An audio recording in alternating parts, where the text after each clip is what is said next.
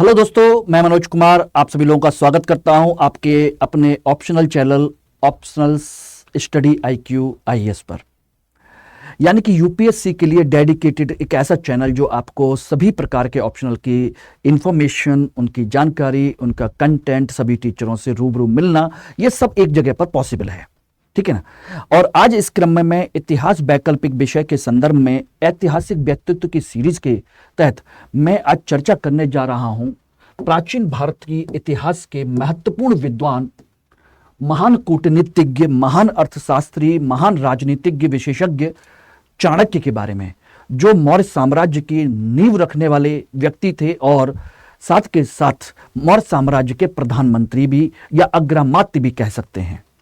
तो उनके बारे में आज चर्चा कर रहा हूं और जानने की कोशिश करेंगे कि इसके संदर्भ में क्या क्या अदर इंपॉर्टेंट चीजें हैं जो आपके दृष्टिकोण से पता होनी चाहिए, क्योंकि बहुत सारी ऐसी बेसिक चीजें हैं जो स्टूडेंट को पता नहीं होता, लेकिन फिर भी अच्छा लगता है कि उसके बारे में जाने, तो हमें उस व्यक्तित्व को समझने में, उस साम्राज्य को समझने में और ज्यादा हेल्प मिलती है। तो चलिए दोस्तों, आप सभी लोगों का बहुत बहुत स्वागत है पुनः आपके अपने चैनल पर। ठीक है, चलिए देखिए, इसमें हम सबसे पहले चर्चा करेंगे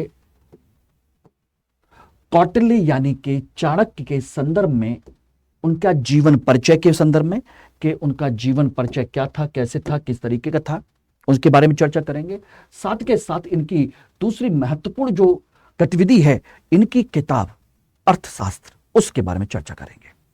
देखिए, जीवन परिचय के संदर्भ में कहा जाता है कि पहली बात तो इनका जो जन्म हुआ था वो लगभग 375 ईसा पूर्व में हुआ था और लगभग ये 283 ईसा पूर्व तक सरवाइव करते रहे, यानी कि इनकी मृत्यु 283 ईसा पूर्व यानी कि बीसी में हुई थी। ठीक है ना, ये मान के चलिएगा। कुछ लोग कहते हैं कि इनका जो वास्तविक नाम है, वास्तविक नाम वो चाणक्य या कौटिल्य नहीं है। वास्तविक नाम था इनका विष्णुगुप्त। इनका वास्तविक नाम क्या था? विष्णुगुप्त था। ठीक है ना। इनके पिता का नाम था चाणक्य। चाणक्य, इसीलिए इनका नाम चाणक्य कहा गया कि चाणक्य के पुत्र हैं। ठीक है ना। और इनका जो गोत्र है, ध्यान रखिएगा, गोत्र वो है कुटिल गोत्र, इसलिए इनका नाम कौटिल्य पड़ा कि कुटिल गोत्र के व्यक्ति हैं, इसलिए इनका नाम कौटिल्य भी पड़ा था। ठीक है ना। लेकिन केवल इस वजह से ही नहीं, इनके जन्म और इस सारी चीजों को लेकर के ध्यान रखना, जन्म को लेकर के अच्छा खासा विवाद है।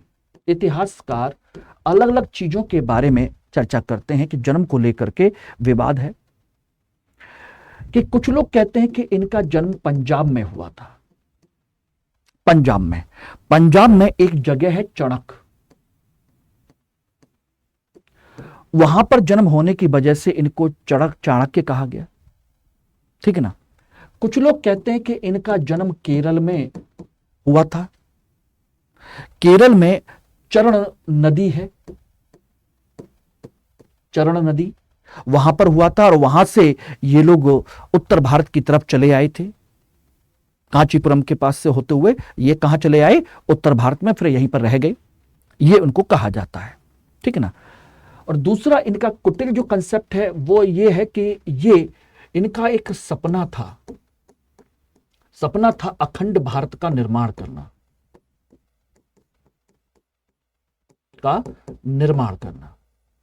और वो निर्माण जो करना चाहते थे, एक महान साम्राज्य का निर्माण करना चाहते थे, और उसके लिए उन्होंने बहुत अच्छे स्तर पर कूटनीति का प्रयोग किया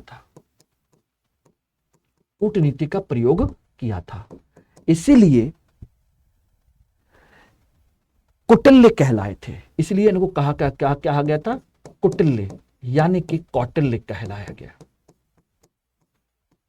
कहा गया। तो इनके नाम और इनके जन्म को लेकर के अच्छा खासा विवाद है। तो ये मैंने आपको कुछ चीजें आपको मैंने डिस्कस कर दी कि भाई चाणक्य इनका नाम क्यों पड़ा? चाणक्य नाम है सर, या कौटिल्य नाम है, या विष्णुगुप्त नाम है? वास्तविक नाम तो इनका विष्णुगुप्त है।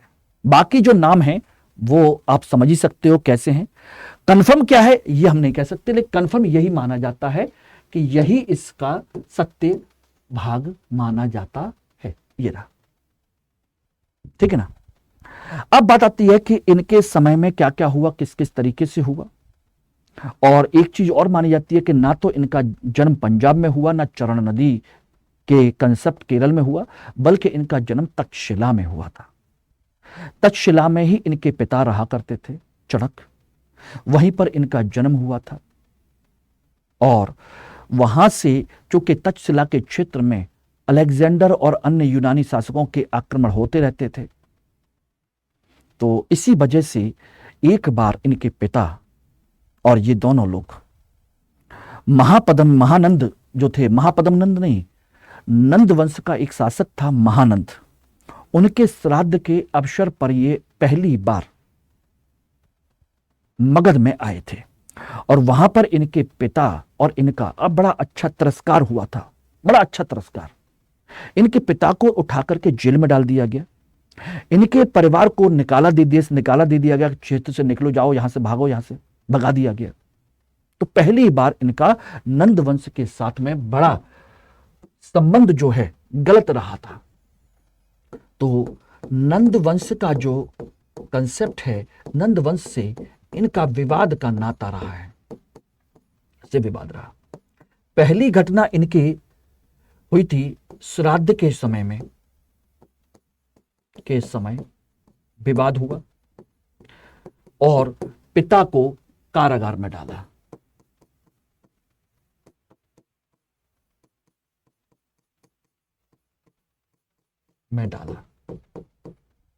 अच्छे विद्वान थे, इन्होंने तक्षशिला में ही रह करके पढ़ाई लिखाई भी की थी, सारी चीजें भी की थी, ठीक है ना।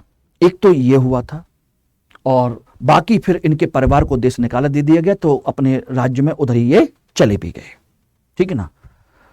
दूसरी घटना होती है नंदवंश के समय में, ये घटना होती है महानंद के समय में, महानंद के समय में, ठीक है ना। दूसरी घटना जो होती है, यहीं पर ध्यान दीजिएगा, वो होती है घनानंद के समय में। घनानंद के समय में, घनानंद के समय में क्यों होती है? क्योंकि उस क्षेत्र में, यानी कि सीमांत प्रदेश में विदेशियों के आक्रमण हो रहे थे। सीमांत प्रदेश में विदेशियों के आक्रमण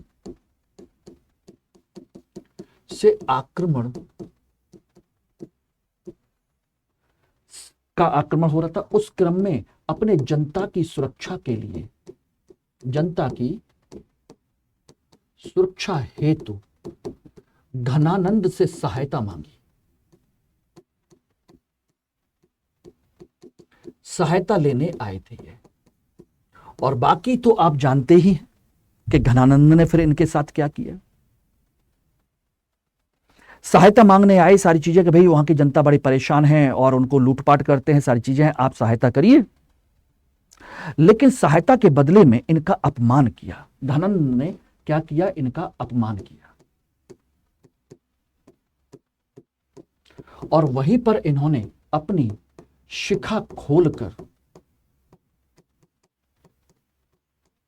प्रतिज्ञा ली कि मेरी जो शिखा है, चोटी है, मैं आज के बाद खोल के रखूंगा और तब तक नहीं बांधूंगा जब तक कि नंद वंश का समूल नाश ना कर दूं।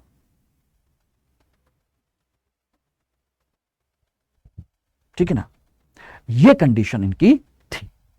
और उसी को समूल नाश करने के लिए इनके बारे में कहा जाता है कि ये सिकंदर से भी इन्होंने मुलाकात की थी। सिकंदर से इनकी मुलाकात हुई थी। अब कैसे हुई थी उससे पहले मैंने आपको बताया भी है कि इसी क्रम में इन्होंने विंध्य के क्षेत्र से, विंध्य क्षेत्र से इन्होंने चंद्रगुप्त मौर्य को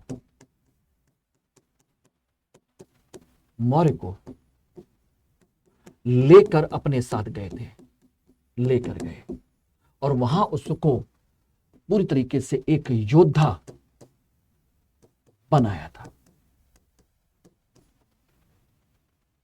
मैंने बताया था आप लोगों को, अगर आपने मेरी क्लास देखी हो तो पिछली क्लास में आप लोगों को एक टॉपिक मिला होगा चंद्रगुप्त मौर्य का, कि कैसे कैसे किस तरीके से उसको लेके गए थे, क्या हुआ था। तो ये सारी चीजें थी। और उसी समय चंद्रगुप्त मौर्य के साथ सिकंदर के साथ मिलने गए कि भाई सिकंदर घनानंद पर या नंदवंश पर आक्रमण ना करे। इसलिए नहीं कि नंदवंश हार जाएगा तो क्या होगा, नहीं, ये तो उनको भी पता था कि नंदवंश के हारने के चांस कम है और सिकंदर से कमजोर करवाने का चांस भी नहीं था। ये नहीं चाहते थे कि यह लड़े, और सिकंदर अगर एक सेकंड के लिए जीत गया तो भारत पर सिकंदर को हराना बड़ा मुश्किल हो जाएगा, क्योंकि जनता सिकंदर से नाराज नहीं है, घनानंद और नंदवंश से बड़ी परेशान है, बहुत परेशान है। तो इसी वजह से सिकंदर को डराया धमकाया, हर तरीके से सेना में बहुत ज्यादा कहानियां किस्से सुनवाए गए, सारी चीजें की गई और अल्टीमेट उनको डरा करके यहां से भगा दिया गया। ये सारी चीजें उस समय हो गई थी, ठीक है ना। और उसी समय चंद्रगुप्त और सिकंदर भी मिले थे, जिसमें एक दूसरे को उन्होंने पहचान भी लिया था और उन्होंने फिर चंद्रगुप्त मौर्य को अरेस्ट करने का आदेश भी दिया था। तब तक ये भाग गए थे। ये कहानियां हैं। सिकंदर से मुलाकात के बाद जब सिकंदर वापस लौट गया तो उसके बाद इन्होंने चंद्रगुप्त मौर्य के नेतृत्व में सेना गठित की।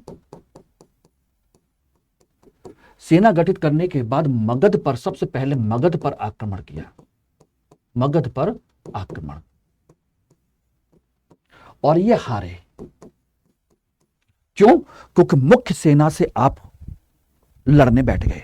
बाकी कहानी आप जानते ही हो, मैंने पिछली क्लास में भी, चंद्रगुप्त मौर्य की क्लास में भी आपको बताई थी कि भाई जंगल में भटक रहे थे तो वहीं पर उनको एक बुढ़िया की कुटिया मिली, जहां अपने वो नाती को डांट रही थी कि तू भी उन दोनों की तरह हो गया कि बीच खिचड़ी में से खा रहा है या बीच की गर्म रोटी तोड़ के खा रहा है, किनारे किनारे से खा तो ठंडी होती जाएगी। बात सही थी। तो ये कंसेप्ट था। इसीलिए बाद में फिर इन्होंने क्या किया, सीमांत प्रदेश को जीतने का प्रयास किया। सीमांत प्रदेश, खासकर उत्तर पश्चिमी क्षेत्र सबसे पहले जीते, जिनमें से सिंध जीता उन्होंने, पंजाब जीता, और बाद में इन्होंने क्या किया, मगध को जीता। नंदवंश को हरा दिया और मगध को जीता। तो इसमें उन्होंने प्रवर्तक राजा की सहायता ली, ने इनकी सहायता की थी, अपनी सेना उन्होंने दी थी और उसके माध्यम से इन्होंने इसको जीता था। और इस तरीके से अपनी प्रतिज्ञा उन्होंने पूरी कर ली और नंदवंश को हरा करके मौर्य साम्राज्य की नींव रखी। अब कहोगे कि आप में से कई लोग कह सकते हैं कि सर मौर्य साम्राज्य तो एक तरीके से निम्न कुल का साम्राज्य था, ऐसा था वैसा था। तो एक चीज ध्यान रखिएगा कि मौर्य साम्राज्य उस समय का एक क्षत्रिय राजवंश था और उसका संबंध जो चंद्रगुप्त मौर्य है उसका संबंध भी नंदवंश से ही है। बस ये है कि इनकी मां का जो संबंध है वो निम्न कुल की, यानी कि मोरों को पालने वाले आखिरी टकों की परिवार की स्त्री से संबंध है। इसलिए हो सकता है कि इसको माना जाए। और इस पर भी मैंने पूरी चर्चा की है चंद्रगुप्त मौर्य की जाति को लेकर के। उस क्लास को देखोगे तो मैंने पूरे 15 मिनट की नहीं बल्कि 1 घंटे की क्लास मैंने ली है, ध्यान रखिएगा। अब बात आती है कि इसके बाद क्या है। इसके बाद है चाणक्य यानी कौटिल्य का अर्थशास्त्र। इन्होंने एक प्रधानमंत्री रहते हुए एक बेहतरीन राजनीति विज्ञान की एक बेहतरीन किताब लिखी। राजनीति विज्ञान की किताब है जिसका नाम अर्थशास्त्र रखा है। आप में से हो सकता है कि आप में से कई को लगे कि सर इसका नाम राजनीति शास्त्र क्यों नहीं रखा। वो इसलिए क्योंकि इनका मानना है कि एक महान साम्राज्य के राजनीतिक प्रबंधन के लिए और उसका नियोजन करने के लिए अर्थ की जरूरत पड़ती है, पैसे की। यानी कि एक बड़े साम्राज्य का प्रबंधन करना बिना पैसे के संभव नहीं है। और शासन तंत्र को उचित तरीके से चलाने के लिए जो ऊर्जा मिलती है वो ऊर्जा मिलती है धन से। इसलिए राजनीति विज्ञान की किताब में उन्होंने सबसे ज्यादा फोकस किया है अर्थ का, यानी कि धन का, मुद्रा का, क्योंकि शासन के लिए और राजनीतिक प्रबंधन के लिए जो जरूरी चीज है वो है धन। इसीलिए इसको राजनीति विज्ञान ना देकर के इसका नाम रखा अर्थशास्त्र, ठीक है ना। और अर्थशास्त्र इन्होंने ही लिखी थी, इसकी बात भी, इसकी चर्चा भी देखेंगे तो यहीं पर आपको मिल जाएगी। ये न शास्त्रम च नंदता जगता चभु अमरसेणोद्धृतान्याशु तेन शास्त्रमधिकृतम इति।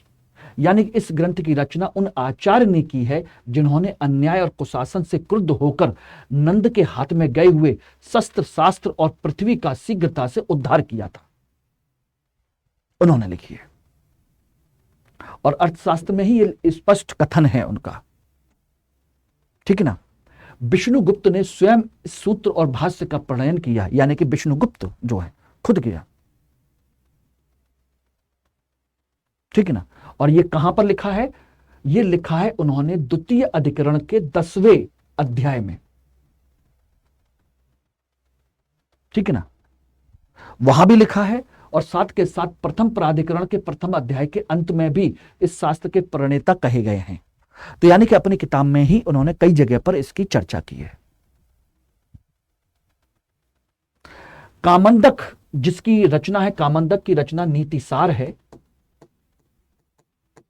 कामंदक ने अपनी पुस्तक नीतिसार में इस बात की पुष्टि की है कि अर्थशास्त्र का लेखक वही आचार्य कौटिल्य है जिन्होंने चंद्रगुप्त को राजगद्दी पर आरूढ़ किया था, ठीक है ना। तो यहां पर भी इसके कई सारे प्रूफ हैं। राजनीति विज्ञान की किताब है। अब राजनीति विज्ञान, यहां पर अर्थशास्त्र, अर्थ मीन्स धन, और शास्त्र का मतलब है सिद्धांत सहित अध्ययन, सिद्धांतों के साथ अध्ययन करना, यानी कि शास्त्र सम्मत अध्ययन करना धन का, यानी कि विधि विधान और नियम कायदे कानून के अनुसार धन का अध्ययन करना अर्थशास्त्र कहलाता है, ठीक है ना।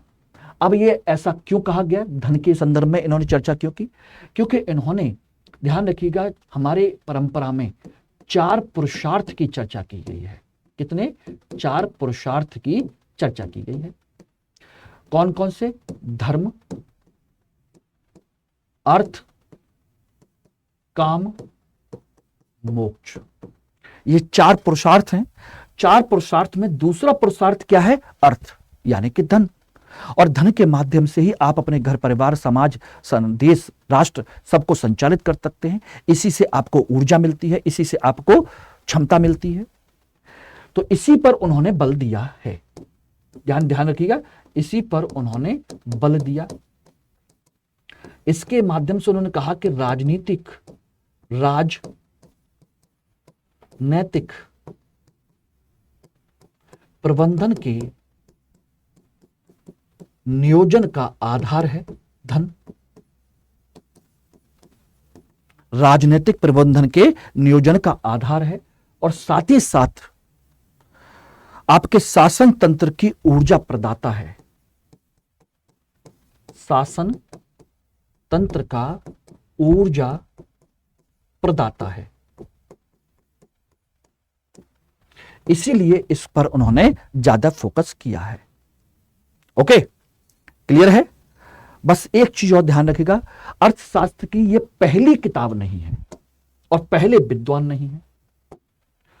अर्थशास्त्र के जो प्रथम विद्वान माने जाते हैं, प्रथम विद्वान जो माने जाते हैं, वो माने जाते हैं आपके देव गुरु बृहस्पति।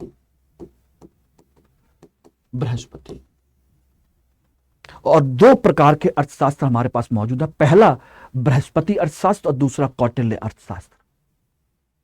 तो ये पहले नहीं है बल्कि दूसरे हैं, ध्यान रखिएगा। अब अर्थशास्त्र के संदर्भ में बात करें तो मैंने पहले ही कहा कि अर्थशास्त्र एक सैद्धांतिक किताब है, सैद्धांतिक पुस्तक है। दूसरी बात, संस्कृत में लिखी गई है। तीसरी बात, आपकी संस्कृत भाषा में साथ के साथ गद्य और पद्य में भी है, गद्य और पद्य दोनों में भी है। अन्य पुरुष शैली में है, अन्य पुरुष शैली, ध्यान रखिएगा। और इसमें अर्थशास्त्र में मौर्य साम्राज्य या शासक का नाम नहीं लिया गया है, नाम नहीं है, नहीं है। यानी इस किताब में किसी मौर्य साम्राज्य का या मौर्य शासक का नाम नहीं है, बल्कि अन्य पुरुष शैली में इस तरह से लिखी गई है, एक ऐसा राज्य होना चाहिए, ऐसा प्रशासन होना चाहिए, इस तरह की व्यवस्था होनी चाहिए, दिस दैट। ठीक है ना। अब बात आती है कि क्या कि इसमें किसी राजा का नाम नहीं है। एक राजा का नाम है जिसको लोगों ने अंदाज लगा लिया कि यह मौर्य शासक चंद्रगुप्त ही होगा। इसमें नाम दिया गया विजिगुथु राजा, विजिगिषु राजा का जिक्र है। एक तरीके से कह सकते हैं एक नाम मात्र के लिए एक कल्पनाशील राजा का नाम रख लिया हो, और इतिहासकारों ने इसका संबंध चंद्रगुप्त से लगाया है। किससे लगाया? चंद्रगुप्त से, कि यह चंद्रगुप्त ही होगा। बात आती है कि क्या यह किताब मौजूद है, तो ध्यान रखिएगा दोस्तों, यह किताब अपने मूल रूप में उपलब्ध नहीं है, यह खो गई थी। इसकी खोज 1904 में शाम शास्त्री ने की थी, और उन्होंने ही इसे क्या किया? पुनः प्रबंधन किया और उसका प्रकाशन किया। मूल रूप से इन्होंने, शाम शास्त्री ने। ठीक है ना। और इस किताब के अंतर्गत आप बात करेंगे तो इसमें 15 अधिकरण यानी कि 15 यूनिट और 180 अध्याय दिए गए हैं। अध्याय, और इन अधिकरण और अध्याय में हर चीज की जानकारी है। यानी कि इसमें प्रशासन तो मुख्य रूप से है ही है, यानी कि इनमें प्रशासन के सभी पक्ष मौजूद हैं। प्रशासन है वो भी दिया हुआ है, यानी केंद्रीय प्रशासन, राजा का कर्तव्य क्या होता है, पड़ोसी राजा का कर्तव्य क्या होता है, कैसे होना चाहिए, युद्ध कैसे होने चाहिए, कितने प्रकार के युद्ध होने चाहिए, दुर्ग कितने प्रकार के होते हैं, राज्य का सिद्धांत क्या होना चाहिए, सब कुछ इसमें दिया है। न्याय व्यवस्था से लेकर के प्रशासन के सभी रूप हैं। साथ के साथ कुछ सामाजिक चीजों की जानकारी है, सामाजिक, धार्मिक, ये सब है ये। और इसमें आर्थिक गतिविधियों का पूरा जिक्र है, आर्थिक क्षेत्र का। तो ये दो चीजें सबसे ज्यादा मुख्य हैं, लेकिन बाकी अन्य चीजों के बारे में भी इसमें साफ साफ दिया गया है। महिलाओं के लिए अवगुंठनी कहा गया है, ठीक है ना, अनिष्कासनी कहा गया है, व्यापारियों के लिए, नाट्य कला के लिए, सारी चीजों के लिए, धार्मिक गतिविधियों के लिए, हर चीज के लिए कुछ ना कुछ बातें कही गई हैं। ठीक है ना, ध्यान रखिएगा। और इसमें प्रशासन का जो आधार बताया गया है, वो आधार बताया गया है कि प्रशासन का जो आधार है वो है आपके राज्य के सप्तांग सिद्धांत। सप्तांग सिद्धांत पर आधारित होना चाहिए। स्वामी, अमात्य, जनपद, दुर्ग, सेना, कोष यानी कि धन, और मित्र, ये 7 उन्होंने राज्य की जानकारी दी है कि राज्य के 7 अंग होते हैं और उसके अनुसार शासन प्रबंधन चलाना चाहिए। तो ये सारी की सारी चीजें उन्होंने इस संदर्भ में स्पष्ट की हैं। बाकी अलग से एक मैं लेक्चर लूंगा कि आपके अर्थशास्त्र की विस्तृत विवरण के बारे में अलग से एक लेक्चर में अलग से लूंगा। अभी मैं यहां पर बात कर रहा हूं चाणक्य के बारे में। तो उम्मीद करता हूं कि आज की क्लास आप लोगों को समझ में आई होगी, ठीक है ना। और आप लोगों के लिए एक महत्वपूर्ण सूचना यह है कि 7 जनवरी से 2026-2027 के लिए न्यू ईयर बैच, यानी कि जो लोग 2026-2027 के लिए तैयारी करना चाहते हैं तो अभी से एक बेहतरीन रणनीति के साथ इस बैच को ज्वाइन करिए। समय रहते ज्वाइन करिए, समय रहते सिलेबस को कवर कीजिए, समय रहते रिवीजन कीजिए, प्रैक्टिस कीजिए, आंसर राइटिंग कीजिए, ठीक है ना, टेस्ट सीरीज कंडक्ट कीजिए और अपना इंप्रूवमेंट करिए। क्योंकि समय जितना कम होगा उतने ही ऑप्शनल में, किसी भी ऑप्शनल में मार्क्स कम आएंगे। और इतिहास के लिए आपको 1 से 2 बार रिवीजन करने का मौका मिल जाए तो उससे बढ़िया कोई चीज नहीं है। और मेरे साथ इसमें लाइव क्लासेस, टेस्ट सीरीज तो रहेगी। 300 प्लस नंबर का जो टारगेट है उसके लिए मैं आपको प्रोवाइड कराऊंगा आपकी, देखिए, 2 साल की वैलिडिटी, ये तो रहेगी। मेरे साथ आपका जब सिलेक्शन टिल सिलेक्शन, मेरी पर्सनल गाइडेंस एंड इंप्रूवमेंट, ठीक है ना, आपके इसमें मटेरियल आपको प्रोवाइड कराया जाएगा, ठीक है ना, आपकी पीपीटी, क्लास की पीपीटी आपको प्रोवाइड कराई जाती है, डेली आंसर राइटिंग इंप्रूवमेंट कराया जाता है, इंप्रूवमेंट, जिससे कि आप लोग अपने डेली बेसिस पर अपना इंप्रूवमेंट कर सके, ठीक है ना। तो ये सब कुछ इसमें इंक्लूड है। तो एम के लाइव कोड के साथ इस बैच को अभी तुरंत ज्वाइन कीजिए 7 तारीख से, ठीक है, जल्दी कीजिए। धन्यवाद। बाकी कोई भी डाउट हो तो मुझे यहां कांटेक्ट कर सकते हैं, ये रहा। और टेलीग्राम ग्रुप को जरूर ज्वाइन कर लीजिएगा, ये टेलीग्राम का बारकोड है और ये टेलीग्राम का नंबर है, इसके थ्रू